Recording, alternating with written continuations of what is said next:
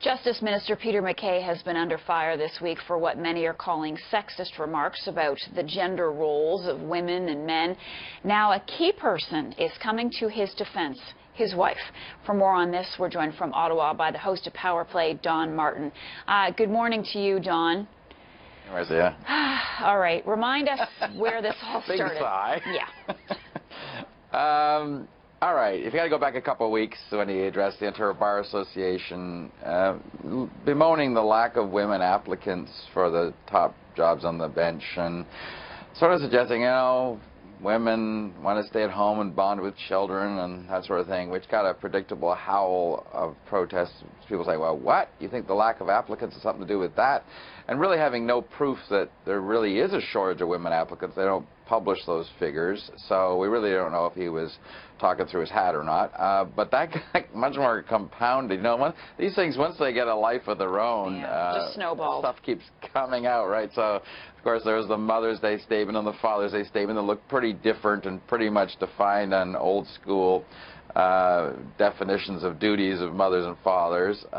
Fathers inspire leadership, mothers do all the work and cook dinners and stuff. And then he blamed a female staffer on writing those statements. And then today, sort of the kicker, after a fairly impassioned column by a Globe columnist that sort of said to his wife, what is the problem? You're a very strong woman. Why are you sort of putting up with this? Nazine Afshimjam came back with gusto today, keeping the whole thing going for another 24-hour news cycle by saying, look, this is all a media-driven conspiracy, anti-Peter MacKay, anti-conservative thing. So, as you see, there's a statement. She says she understands the rush to get out the hot story on any leading potential public figure, and then simply feeding the 24 hours news cycle National Enquirer TMZ mentality. So, I don't know where it goes from here. I do want to tell you, though, Marcia, if I could, that Todd Battis had a little chancing account where I met with Peter MacKay today, or confronted him at a public event, and MacKay basically said, I'm not going to feed your story, I'm not going to comment, and then sort of rushed off. So he's trying desperately to back away from it, and the story keeps percolating along.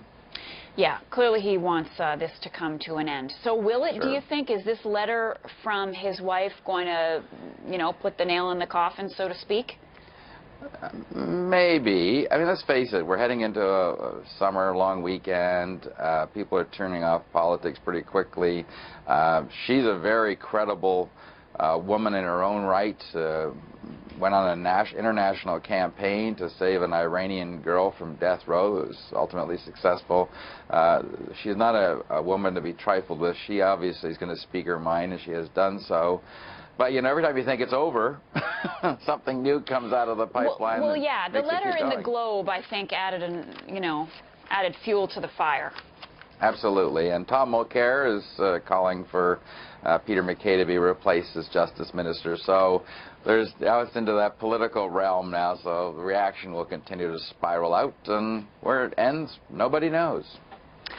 Oh, happy Canada Day.